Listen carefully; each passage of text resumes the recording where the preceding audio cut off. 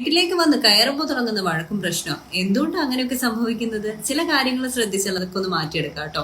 പുറത്തുനിന്ന് വന്ന് വീട്ടിലേക്ക് എത്തുന്ന പാർട്ട്ണറുടെ മുഖത്ത് നോക്കി നന്നായി ഒന്ന് പുഞ്ചിരിക്കാൻ ശ്രമിക്കുക. നമ്പർ 2 എന്ന് പറയുന്നത്, നമ്മൾ എപ്പോഴും പറയാറുണ്ട് അല്ലെ, നമ്മുടെ പരാതികളെല്ലാം അവർ വരാൻ വേണ്ടി കാത്തിരുന്നിട്ട് പറയും. പക്ഷെ അങ്ങനെ ചെയ്യാണ്ടിരിക്കുക, പകരം ഒരു കെയറിംഗ് ആയിട്ടുള്ള ഒരു ഹഗോ ഗിസോ ഒക്കെ കൊടുക്കാൻ ശ്രമിക്കുക. അതൊന്നും സിനിമയിൽ മാത്രമല്ല, ഡെയിലി ലൈഫിലുണ്ടെങ്കിലും ബന്ധത്തിന്റെ ആഴം കൂട്ടുന്നവയാണ് അവയെല്ലാം. നമ്പർ 3 എന്ന് പറയുന്നത്, അവർ നന്നായി ഒന്ന് റിലാക്സ്ഡ് ആകട്ടെ, അല്ലെങ്കിൽ അവരൊന്ന് ഫ്രഷ് ആയി വന്നിരിക്കട്ടെ, എന്നിട്ട് ഒരുമിച്ച് നിങ്ങൾ ഇന്ന് ഭക്ഷണമൊക്കെ ഒന്ന് കഴിക്കൂ. അതിനുശേഷം ഇന്നത്തെ ദിവസം എങ്ങനെയുണ്ട് എന്ന് അവരോടൊന്ന് ചോദിക്കൂ. ആ ദിവസം എങ്ങനെയുണ്ട്, ഫ്രസ്ട്രേറ്റഡ് ആണോ, അല്ലെങ്കിൽ അവർക്ക് എന്തെങ്കിലും ബുദ്ധിമുട്ടുണ്ടായോ, ഇതൊക്കെ മനസ്സിലായിട്ട് മാത്രം നമ്മുടെ പരാതിപ്പെട്ടി തുറക്കാൻ പാടുള്ളൂ. വന്ന് കയറുമ്പോഴേ പരാതിപ്പെട്ടി പറയുകയാണെന്നുണ്ടെങ്കിൽ പുറത്ത് എന്തൊക്കെ പ്രശ്നങ്ങളിലൂടെ ആയിരിക്കും അവർ വന്നതെന്ന് നമുക്ക് അറിയാൻ പറ്റില്ല.